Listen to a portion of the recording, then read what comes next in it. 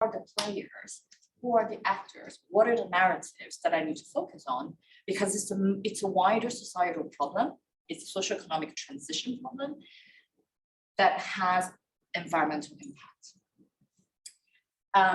And I also just want to caveat that within the climate debate, at least in the past, it was a lot around like, oh, do we have, developing countries, do they have the right or not to develop? And some of the countries still hang on to that. I do think that the discourse has moved on. So it's not about whether you have the right or not to develop, it's what is the pathway that you choose and how do you choose the low carbon pathways. And if we take Brazil broadly, so Brazil's emission profile is divided 1/3 energy related, 2/3 land use, half of it is deforestation, half of it is direct agricultural emissions. And a lot of that is linked to the current Brazil's socioeconomic development model.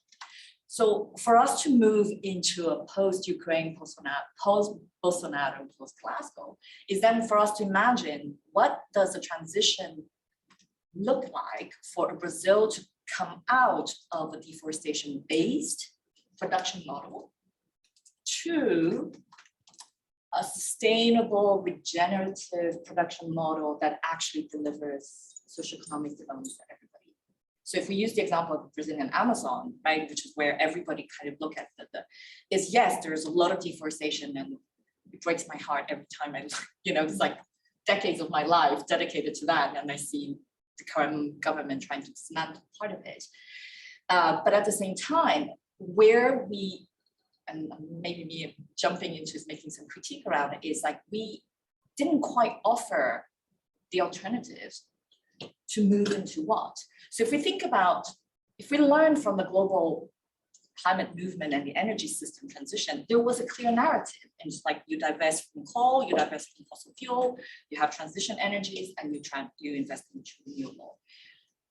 If you think that Brazil has 2/3 of its greenhouse gas emission linked to land use, there isn't that really clear narrative in terms of like, okay, you can't deflorest, but what do you do with the 30 million people who live there, with all the socioeconomic aspirations that they have?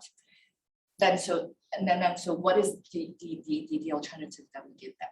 Anyway, so that's my point on sort of like the framing or enlarging the framing around climate change. And to your point about sort of the activism or the advocacy, and I did, as I was thinking, preparing for this panel, I was thinking like, what is the actual distinction between advocacy and activism, right? And if you do the research, is activism, a lot around it is sort of, I read like critique, confront, claim, things that we see in the media. And then part of the advocacy is more around collaboration, more about facilitation, building bridges. So some people say, well, activism is to do and advocate is to call for.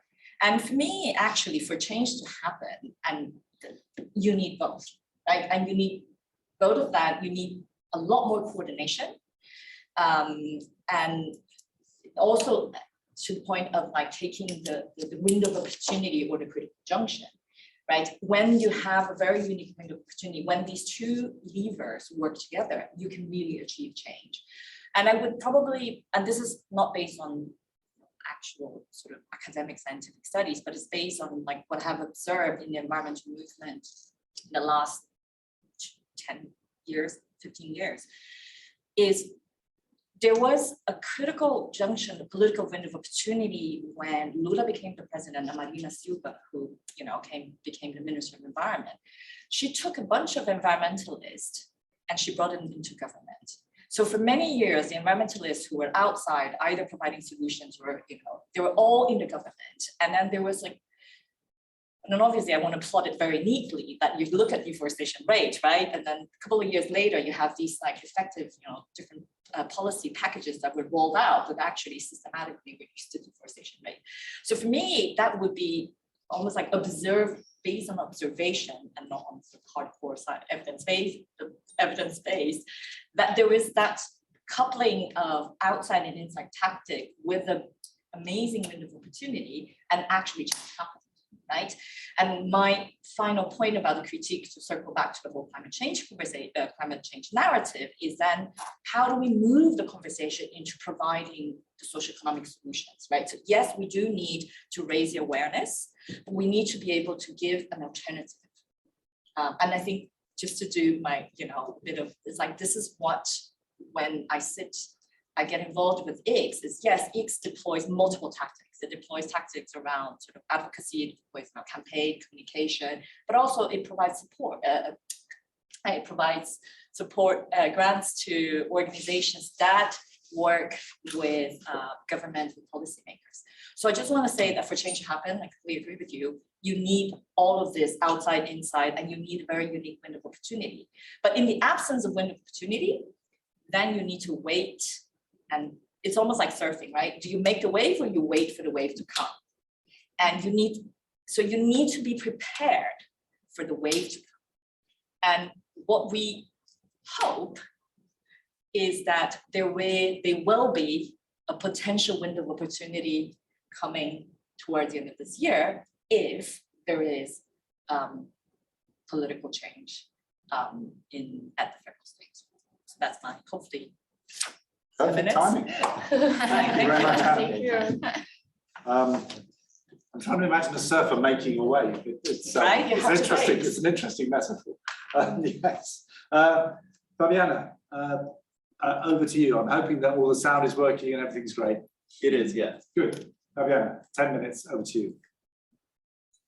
Hello, everybody. Thank you very much for receiving me. Well, I'll talk a little bit about climate justice and about the reality we are facing here in Brazil. Well, first, I would like to say, what is climate change? It would be sufficient if we just cut emissions. Is that all? So how the system that we live now that are causing the climate crisis have started? What made us get here where we are? I will talk about the perspective from Brazil a little bit. So the emissions in Brazil, they are caused almost 50% by land use, and inside land use, mainly deforestation.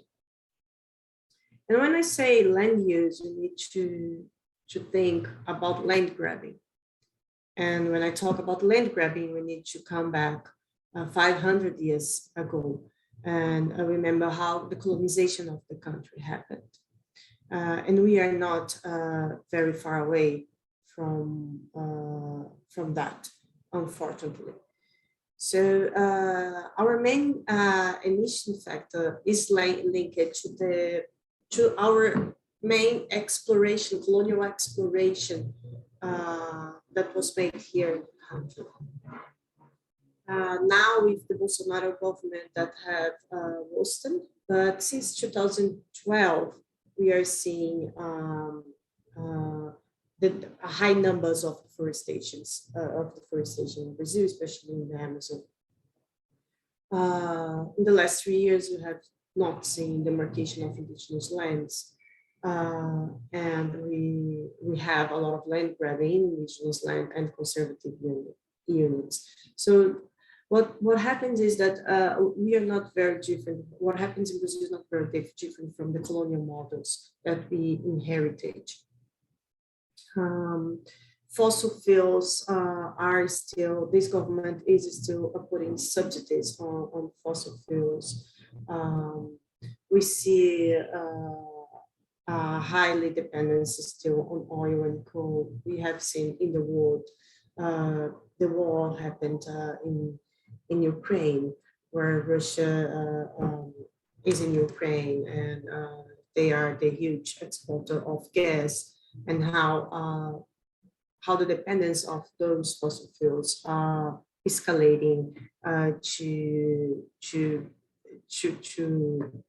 for the prices of food around the world. So we also change our model. We need to change our models, the way we live.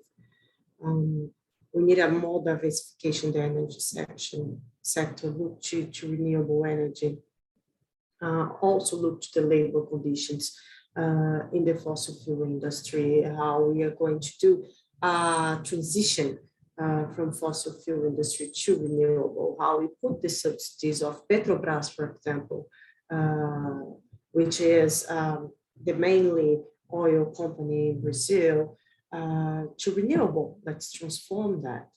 I'm talking about that to say that the climate change cannot be only characterized by the cut of emissions, but also about the system. We need to think about the system, how we get there. So we need to change the system we live, being close to nature, understand where our investments needs to be, decolonize our world so we can have this kind of emissions. So it is not sufficient to think about climate change without thinking about equity. And by saying that, we need to highlight who are the people that are most impacted by climate change. Those are the people that face racism, gender inequality, all types of prejudice, social immigration status, and etc. So we have a lack of equity in the world, and we need to deal with all of them in an intersectional way, because climate change is impacting mostly these people, and this is like a circle. It's impacting the most these people. It is climate change is being produced by big companies, big industries, and it's increasing inequality in the world. And by saying that, I would like to say how important it is to think about mitigation and also adaptation, and how those two things are completely interlinked. So we need to have the activism and advocacy and look into these two parts, because we are already facing the climate crisis. So climate change is already here, is already impacting us. What is happening in Brazil, what happened here in Brazil, in Petrópolis, a city in Rio de Janeiro that more than 200 people died because of floods. So the cities need to be adapted to the climate crisis, and we need to have mitigation policies in place, like, for example, end of deforestation. And end of deforestation is also an adaptation for the climate crisis. So how do we do those policies? We need to remember that adaptation is not being seen as a very important thing around the world. Everybody looks to mitigation because they thought that climate crisis was not a reality. So they have left adaptation and not thinking about resilience creation for the most impacted community and funds for loss and damage. And this resilience creation and funds for loss and damage is also impacting this lens of inequality that I have just talked about, climate justice. So as I said, we need to talk about intersectionality in order to have climate justice. And another thing that intersectionality brings to us, it's a diversification to think about activism, diversification of ideas and solutions, bringing together social movements together with the environmental agenda. And then we can bring better policies for the government, because everything needs to have interlinked, and we need to have a holistic view on it. So we need to think about, for example, environmental racism. What is environmental racism? When the person does not have the land, does not have the access to nature, to food, and how much the most impacted people by that is indigenous people, it's Black people, the quilombolas here in Brazil. What are the women in these systems? The relation of women and the culture of care that is not paid, and these women that care, and that how can we bring that and think about this narrative with climate change, and bring solutions that were made invisible And indigenous people, they have another way of doing things, another system. And you need to look to them to understand how to make this change, to make this system change. We need to have a different relationship between ourselves and nature. So the world made invisible things that they wanted for prejudice and for inequality, and we need to change the system in order to guarantee that we are going to stop the climate crisis. And I end here. Thank you, guys. Latin America has changed since I was there. This is like everyone's talking to their 10 minutes. Thank you, Fabiana. Something quite upset, actually. I don't feel at home. All right, Beatriz, let's see if you can follow their example. Thank you. Yeah, sure, I will, I promise. Hi, everyone. My name is Beatriz, and I'm so glad to be here. Can you hear me properly? Is it good, the sound? Okay. So I'm glad to be here. Last year, I was a student in the UK, and now I'm here being able to share my experiences with you guys. So I'm really excited. So to talk about climate change, I will talk about a little bit about my experience so you can understand where I come from with my ideas. I'm an activist. I started climate activism in 2013 when I went to my first COP. And then I was also doing grassroots work. And then when I came back home, it really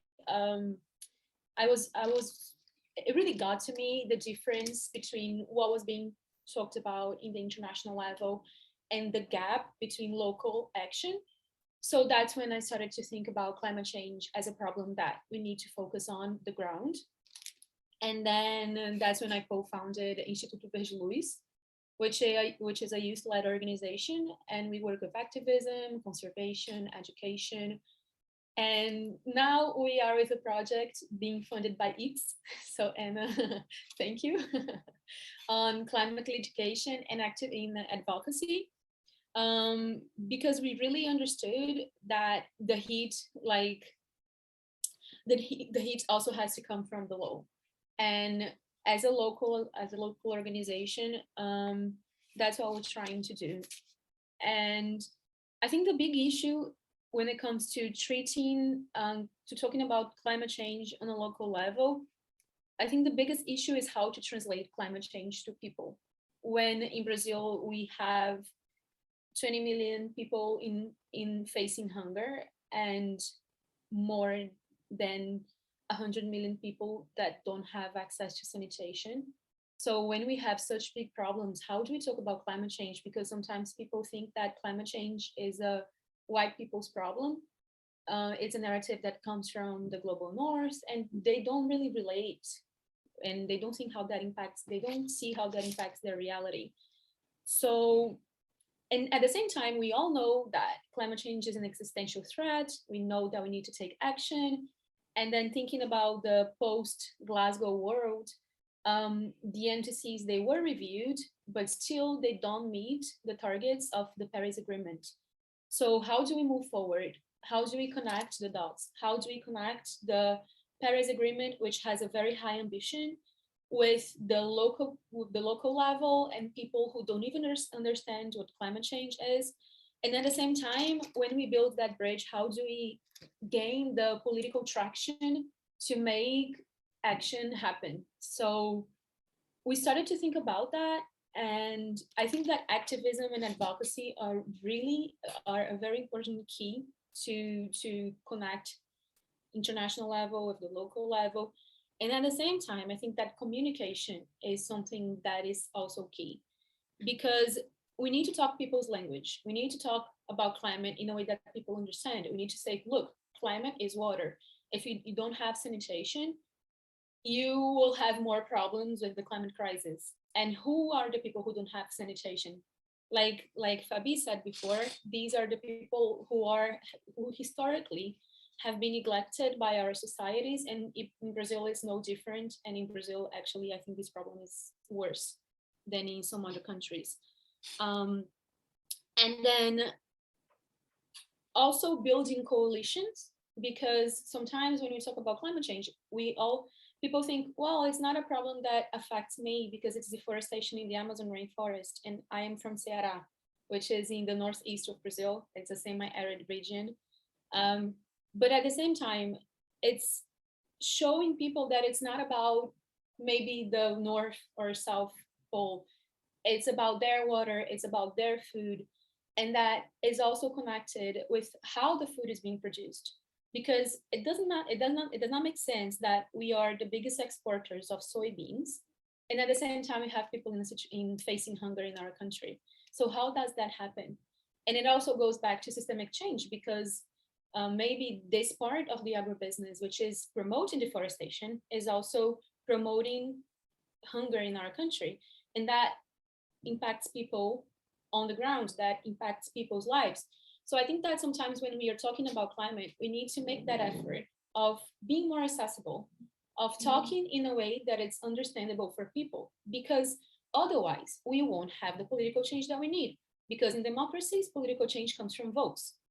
And if we don't touch people's hearts, and if we don't promote the systemic change that needs to happen, when it comes to solving other problems, to talking about climate change, but also, look, if we are going to solve climate change, we need to solve hunger, we need to solve sanitation, and all of these things are connected, and all of these are systemic changes. So if we don't approach climate change as a systemic problem, and if we don't talk in a way that it's understandable for people, we won't have the votes that we need to promote political change. So in that sense, and again, connecting with activism and advocacy, I have seen lots of organizations, civil society organizations in Brazil, which are now doing advocacy for elections, so people can vote better and people can vote in candidates that talk about climate action. And that also, this is the advocacy aspect of it, but on the other hand, I do think that we need to go into politics. People need to run for office. We need women being elected in Brazil. Unfortunately, our Congress still has 85% of representatives, of male representatives. Women are only 15%. And then when we go back to the culture of care that Fabi mentioned, women are the ones that are leading climate action in the country. We are the ones, there are lots of women who are environmental leaders, who are climate change activists, because this culture of care really impacts how we treat the environment and how we also want to take care of the environment. So we need more women in politics. We need more people who care about the climate in politics. And that happens if we have people who understand the importance of climate change and of climate change being debated and in a way which is accessible to people. But then when we have such big forces against us, like the agribusiness that funds so many candidates, that has so much money to be on Globo, which is our TV channel that most people watch, saying that agro is pop, agro is fun. How do we counter that? And it has to come through. So we need to get social movements together. We need to create coalitions. And I think also being very specific about what I think that needs to be done, we need to use social media. Bolsonaro was someone who really understood how to use social media and how to talk in a way which was accessible to people. People talk about Bolsonaro as the old uncle in the barbecue, which is like that guy which is funny, which just talks, he just talks nonsense, but he talks in a way that people can understand. And we need to use that on our advantage.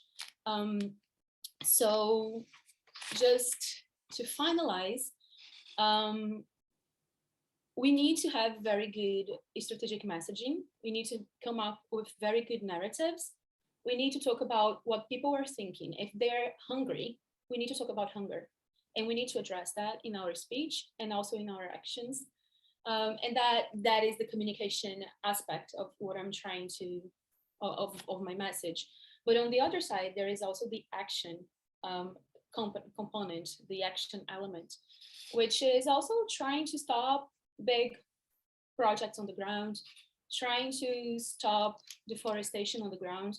And Instituto Verdeluz, we have done both in the past few years, we have done both these things. We have stopped deforestation projects with videos that went viral, and because of that, the projects couldn't happen. And we have also stopped the project of a fossil fuel plant in our state. And now with the X project, we're trying to stop another project. So I think that action really needs to happen on the ground.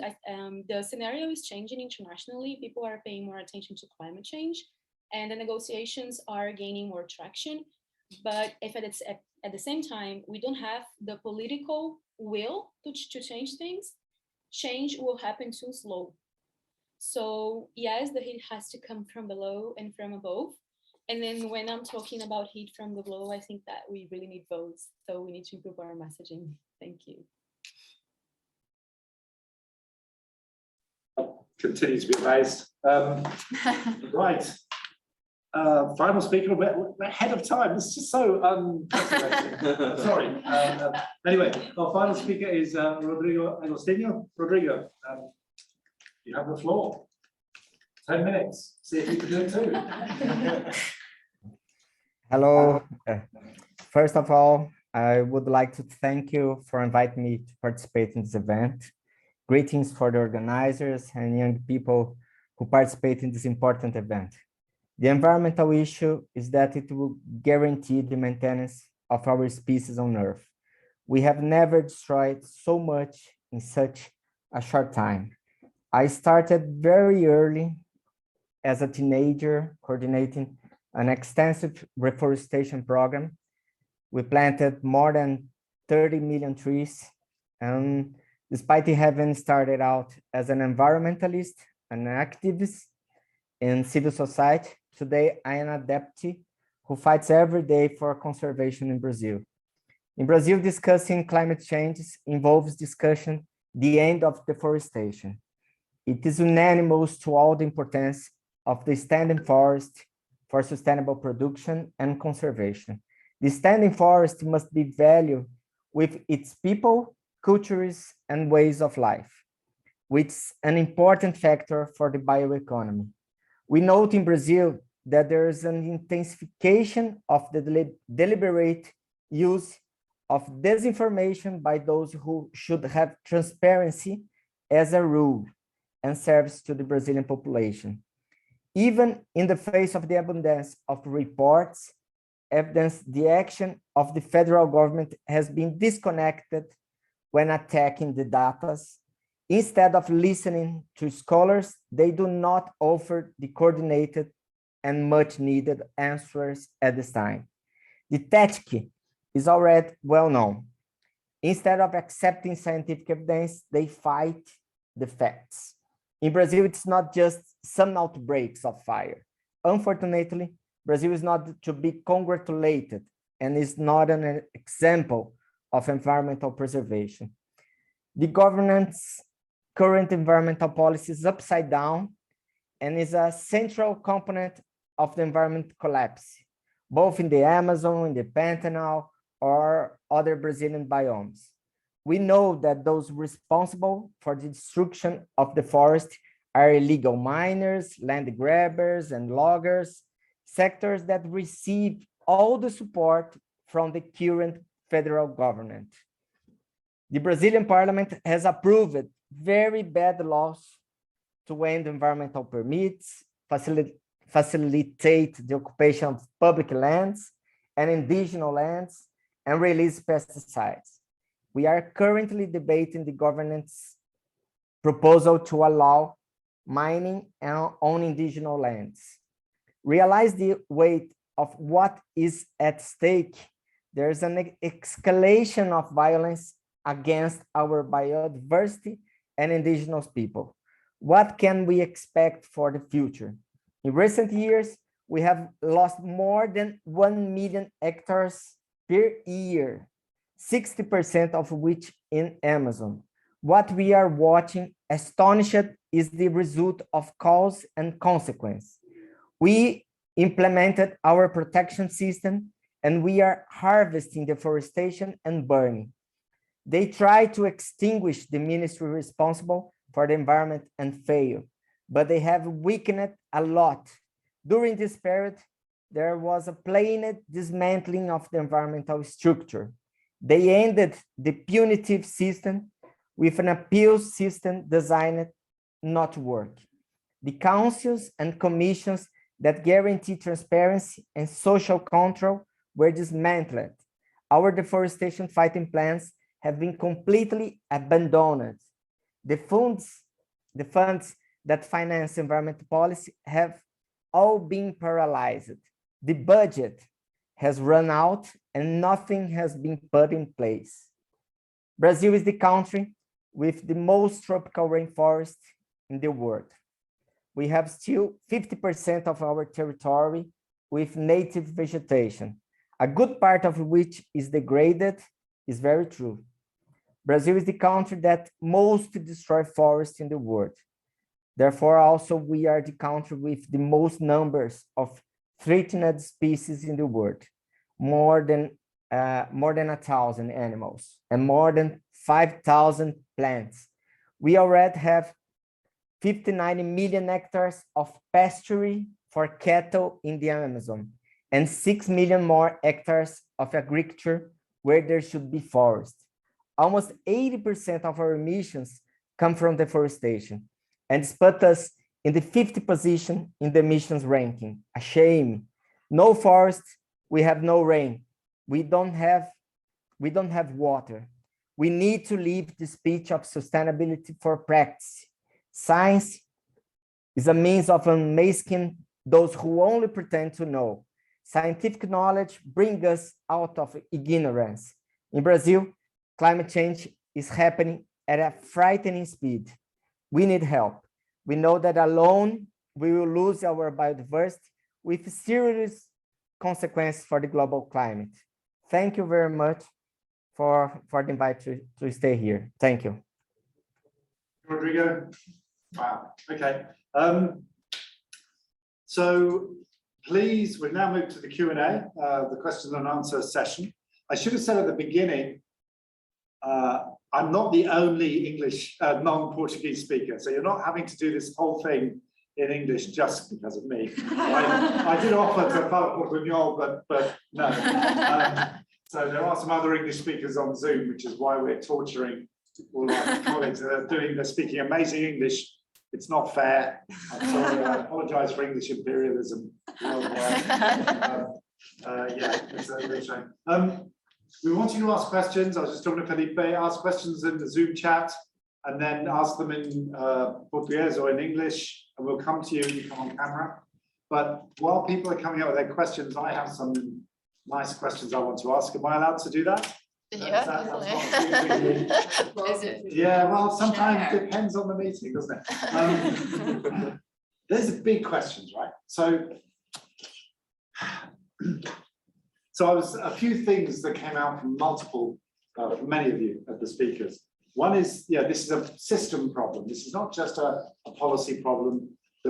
Brazil has inherited a colonial system. It's a system that has to change radically, fundamentally. And that makes me wonder, are you saying that everything must change so that anything can change?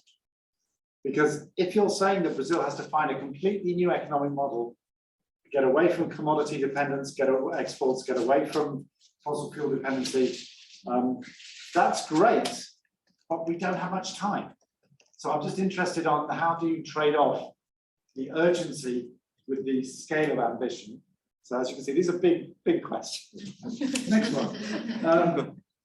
Narrative. I don't love, but I was struck by the idea that climate change is a white people's problem, but it's also seen as a leftist issue, right?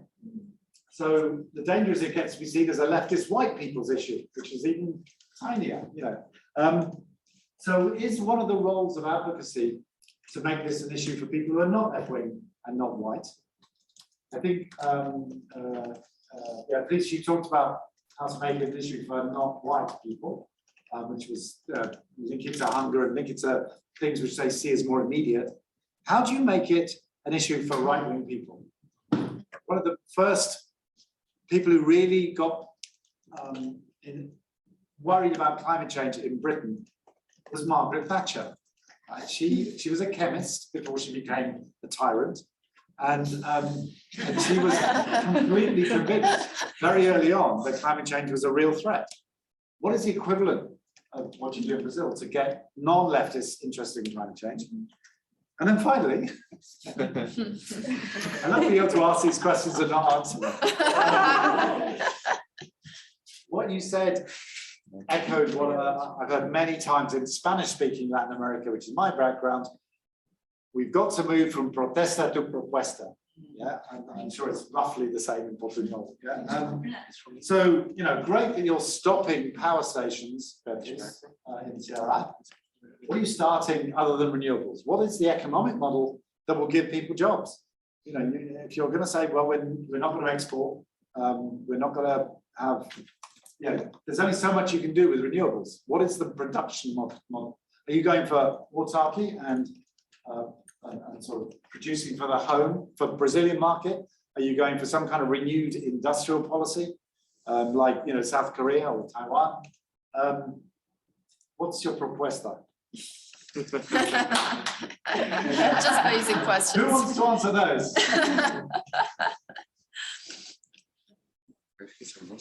Don't all rush at once. Can I take time, the speed, the emergency, the urgency? This is something that I grapple with. Well, we collectively grapple with all the time, right? And it's almost like, I'm not sure I'm going to come up with the answer or move with more questions, but I think when we think about change, and so when I think about change, I think of them through two horizons, time scopes. One is, where is it that I want to go? So that touches on like, what are the solutions, what are the propuestas, right? What is the vision for low carbon, fair, no violence, you know, the vision of the Brazil post-Bolsonaro that we all want to live in. So there's that vision. And then everything else that I need to do now.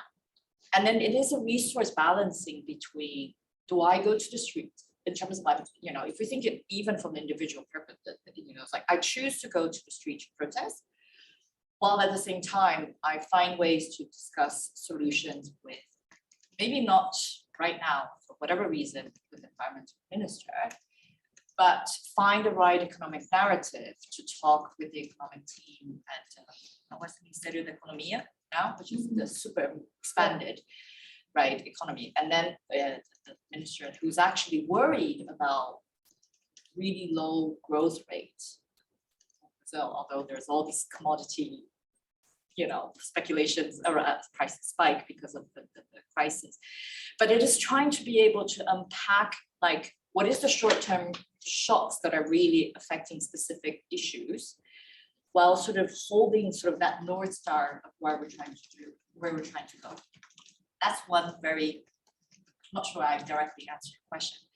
There's another one where I also grapple with all the time is, do we completely tear down the system and just say, you know, there are lots of conversations about low growth, no growth, and like, why we even use the word growth? And then it's like capitalism is the problem of everything. So we need to tear down capitalism because that is the source of climate change. There's a school of thought there. And then there's another school of thought, but there's three schools of thought actually. And there's the other school of thought on the other end, just like, okay, this is the system that we have. We fix around the edges. And then because we don't have time, right? And then a lot of the time, these people like argue with each other and say, my solution is better than you.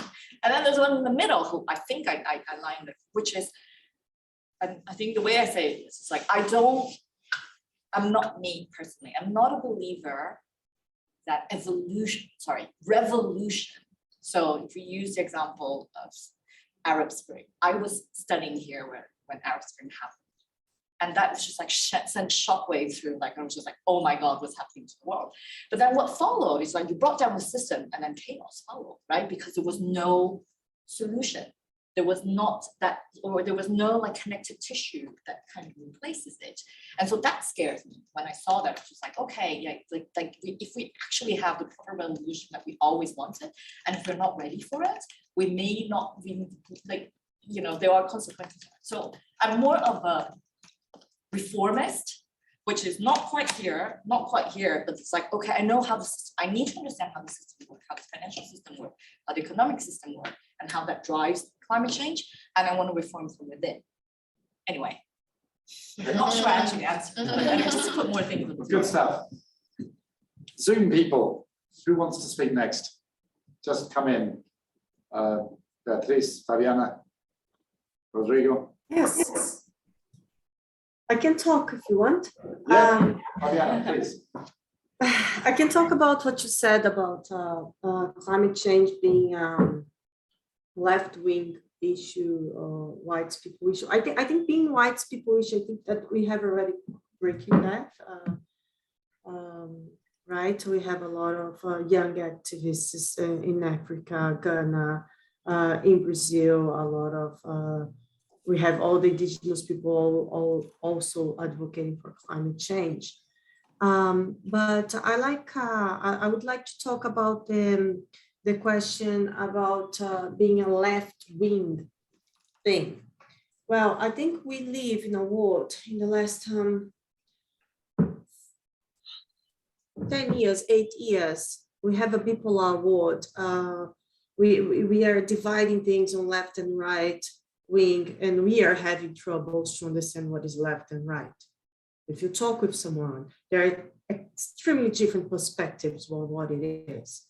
And it's very dangerous when you do that. Like we have Bolsonaro in power because of this division, where there is no middle ground on that.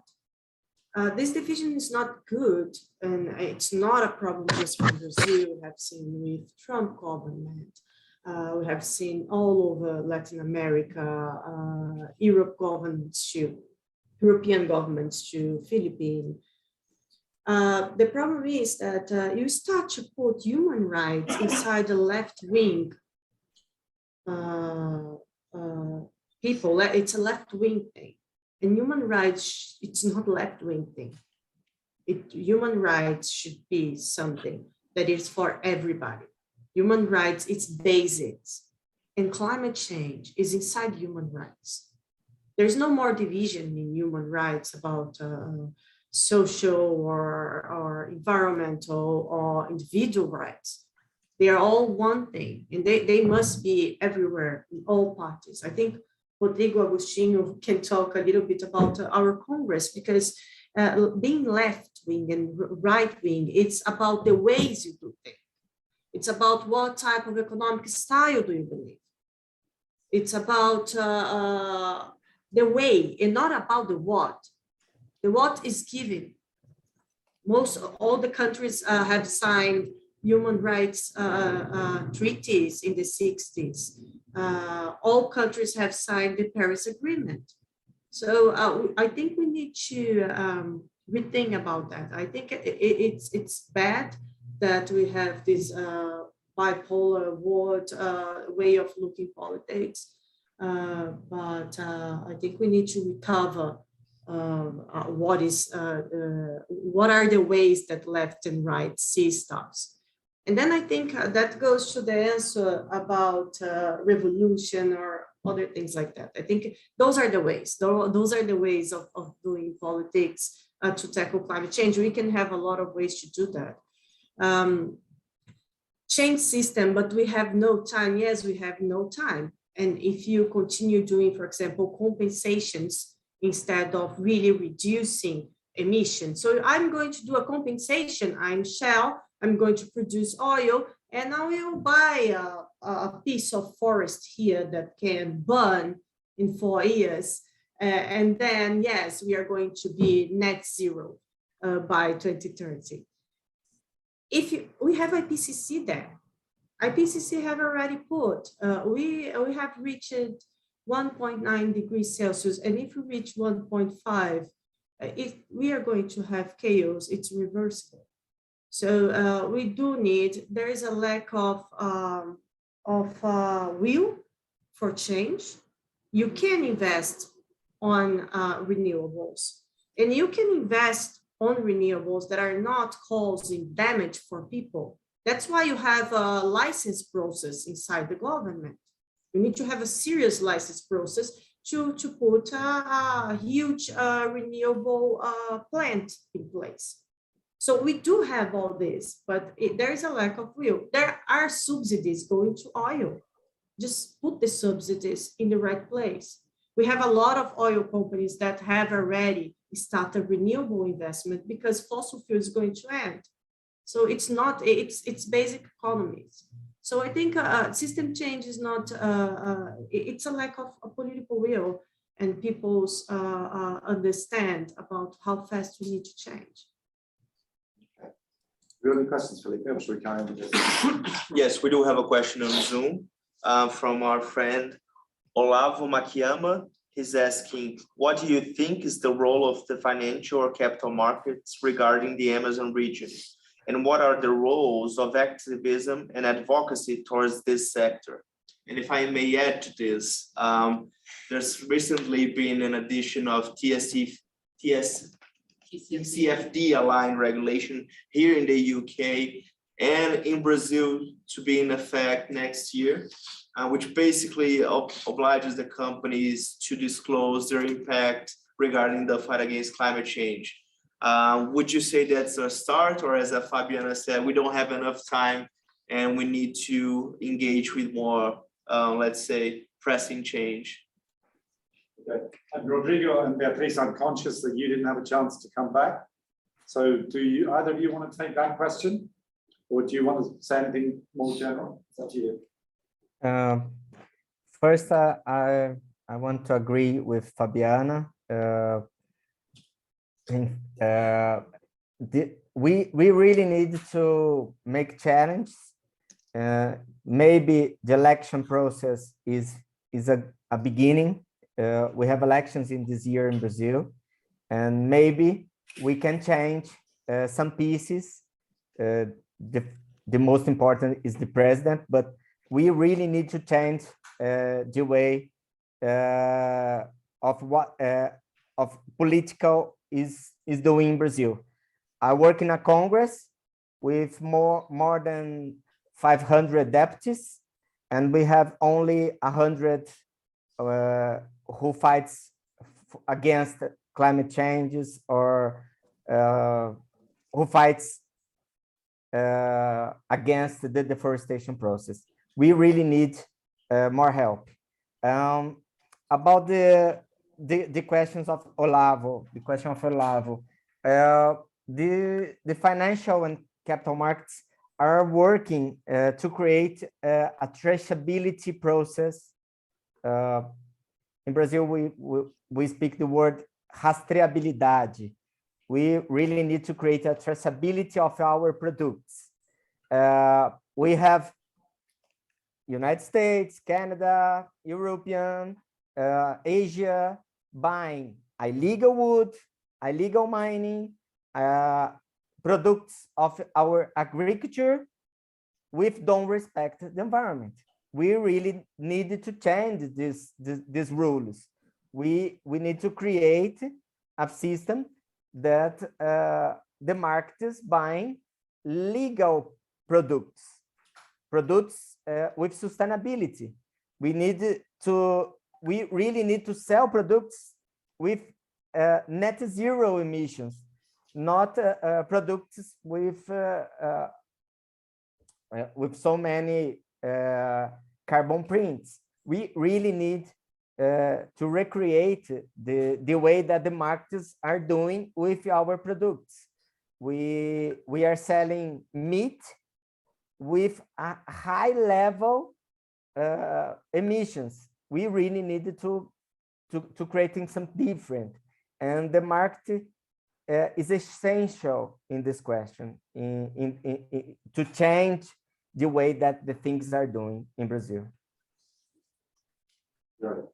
Any other questions? But if not, I'm going to. Not so far, no. TCFD, Yeah. but I don't know whether Fabiana wants to say something. Let's go to you first, and then go to Fabiana or Beatriz. Yeah, so just on the TCFD and the role of financial market. What does TCFD mean? Sorry, Task Force Climate Related Disclosure or something like that. Oh, I should have known that. I should have known. Sorry. And so there are two things, right? One is the role of the financial sector to to address climate change, or in this case, in the case of Brazil, deforestation. And then there is like, to what extent TCFD and disclosure is relevant, where it's useful. And then the third one is, what are the unintended consequences around that? So I want to unpack all of those. So one is the role of financial sector. Yes, they're super important, because like the question is, if we want to move into any kind of transition model, which is low carbon, all the good stuff, like financial model needs to be a financial sector. It needs to move from a blocker to an enabler, right? They need to be able to say, okay, how do I make investment? How do I not make an investment on deforestation-based model to a regenerative model? That's one thing. So yes, they play a huge role. And in the context of Brazil right now, it seems to be one of the very few signals that the international market sends, and that the current federal government sometimes listens to, right? Like everything else has failed. So when I talk to, just saying it's like, okay, I'm actually, as a Chatham House researcher, sometimes I need to stay independent, but yes, as a Brazilian, I'm here as a Brazilian, is that, yes, it is important. It's for the signaling purposes. So that's one thing. The second thing is around the TCFD, which is like, this is just the beginning of it, right? Because everybody, for the purpose of Glasgow, people committed to net zero, and everybody, all these CEOs, like photo ops, right? Amazing, great. Now we're going to hold them accountable to it. So it's about accountability and transparency, and disclosure is the beginning of the transparency. And then what we need to figure out is garbage in, garbage out, right? Because there's an infrastructure of disclosure, but also what's the data that goes in, right? Is it the most, the best in class that Fabiana is producing in Brazil? To what extent that information is actually feeding into the investment, those disclosure systems, which then informs decision. So there's an information flow of the plumbing that we need to be able to sort. And that's part of transparency. So all that is good stuff. But my slight caveat, and maybe I've been working in this space for too long, that everything has unintended consequences, right? And I think Rodrigo's point about traceability, absolutely important. But then you need to make sure that, what do you do with the small holders that are not quite ready to be part of the traceability? Do they get captured by some kind of safety mechanism, or like, so that they're part of that, legal, official supply chain process, or they get pushed into the shadow? Because there was a study that was done last year, which is like, actually there's a shadow and informal economy, and we know that's part of the reality of emerging markets. Which I'm not even saying that they're illegal, they're just informal because they're too small, they can't comply with all the documentations. And then so the question is, what do you do with them if they're not part of this, what you see on the light, what is captured by this plumbing system? And so the caveat that I want to make sure is, yes, hold people accountable for it. Let's improve the plumbing of the system so that right information is then provided for the right investment decision. But we also want to make sure that whatever happens on the ground, which is the point of all the panelists is saying, we need to make sure that we capture them, because otherwise they get pushed into informality. And those are the people who are going to vote for the government that's supporting deforestation, because they're like, I'm not part of the solution. Anyway. Getting very activated. Excellent. Yeah, please, unless you want to, I've got a question for you, unless you wanted to comment on the previous questions. You can ask and then I can comment. Okay, so it's a slightly weird one, okay? But one of the best things I've read about narratives on climate change argued that there is an enormous source of narratives in most countries which climate change activism is not tapping into, and that is faith. Religious narratives, right? The Exodus, the flood, and those stories exist in every faith, not just in the Christian faith. And yet, most climate change activism, and tonight is no exception, is very secular. So I'm just interested, when you're talking to people on the ground, do you try and tap into faith-based narratives with the evangelicals, who are so strong in Brazil, with the Católicos, and what's the reaction? This is actually so interesting because I am evangelical. I'm evangelic, so one of the things that I needed to do to make my narrative more approachable was to make peace with my faith, because I grew up as a Christian, and then I don't know, in my younger years, I was like, I don't really like this. And then I realized that one, I really like God and I wanted to be closer to my faith. And two, it's a huge tool to talk to people. So I think that it's not even that we need to translate climate change into biblical narrative. It can happen, like when we talk about the apocalypse or when we talk about floods, etc., and plagues, but just to be approachable in the discourse and not treating someone in a hostile manner because of their faith, that already opens so many doors. And yes, I think it's fantastic that you brought that up because it's something that I am very aware of. And even when you talked about when you asked about how to make climate change a right-wing problem, right? If we talk about people's faiths, most people in the right wing are evangelicals. So that already helps. And I think that environment is a very transactional problem in the sense that when we're talking about climate change and environmental protection, no one likes to see deforestation happening. That is a consensus. Because when Bolsonaro talks about deforestation, he lies and he says it's not happening. So he lied in a UN opening discourse that he delivered, saying that indigenous peoples were the ones creating deforestation. That was absurd. So, I mean, so he lies because he knows that his base doesn't like deforestation either. And I think that when we're talking about right-wing people hate corruption, they hate crime, and that is what deforestation is all about. So if we put evidence on that, and again, it comes back to narrative, if we say that illegal miners and loggers and land grabbers, these are all criminals. So why are we not talking about crimes and how these things are driving crime and also promoting corruption? There was a big scandal in Brazil this week, I don't know, that a guy was a pastor was asking for money to deliver more money from the Ministry of Environment, and then he asked for gold. He asked the fee to be paid in gold, and that gold comes from illegal mining. So it's all connected, and sometimes I think that we just need to connect the dots and be less hostile when we are talking about these issues, because it's not people's obligation to understand about climate change. It's our obligation as climate activists and as people who are communicating about climate to make ourselves to be understood, to talk in a way which is approachable. And then when you asked about the urgency of the problem and it's systemic, so how do we take the urgency but at the same time promote systemic change? I think that development is about the direction where we're going. We're not going to be a developed country in one day. It takes 20 years. So I think that the direction we're heading, it's wrong. We need to shift towards the right direction. And that kind of development, yes, it takes industrial policy.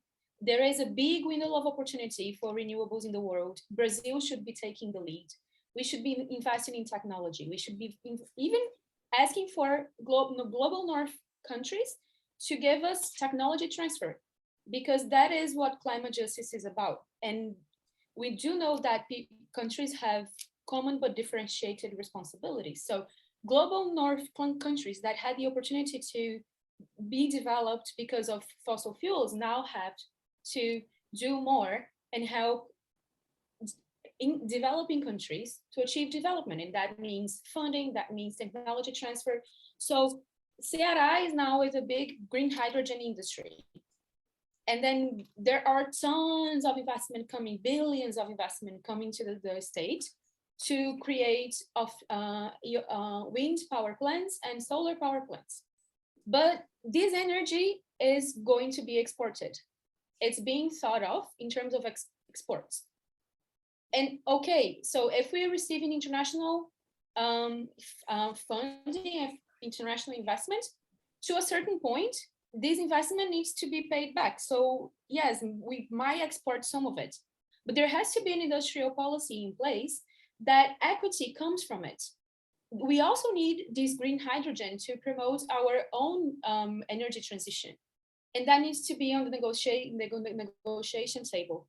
And then last but not least, it's not hard to solve climate change in Brazil, to solve our emissions problem, because it's very cheap to stop deforestation. It has already been done in the Lula government from 2008 to 2012. We really reduced deforestation. It was really cheap. It's just using satellite imagery, creating governance bodies, reinforcing the existing bodies, allowing people to work, allowing the IBAMA, ICMBio to work. It's not that expensive. So it's not going to get in the way of our development if we stop deforestation, especially because there is a part of the agribusiness sector which is interested in having a legal market and having competitive prices for their illegal products. Because when the illegal product comes into the market, it's also bad for the people who are producing those same products legally, because it's not good for business. So I do think that the world is changing, and Brazil has a huge window of opportunity to take. And we should be surfing this wave, and we should be talking about strategic development for our country, because it needs to happen at some point. We need to stop basing our economy on extraction, because it's been like that for 500 years. When is it going to change? So yeah, I think these are my 2 cents on Fantastic. all the questions. I mean, at the end of one of these sessions, you have a decision on whether to just end it or whether to go back to every speaker. I thought what Beatrice just said was a really good end to the meeting, right? So, you know, it's not that difficult. I mean, that's not how most climate change meetings end. So that's good. And but it's politically difficult, but it's not technically difficult, right? But it's politically possible. And so I think I would rather just say thank you to our 4 speakers, Anna, Rodrigo, Fabiana, and Beatrice. Thank you for the organisers. Thanks for coming, the people who come. Thanks for being on Zoom, the people who are on Zoom. Let's get out there. It sounds like we've got a few things we have to tick off, like get rid of Bolsonaro. Then we can think about sorting out the climate. Right, thanks, everybody. Thank you. Thank you. Bye-bye. Thank you. Bye-bye. Thank you so much. Thank you. Bye. Thank you, guys.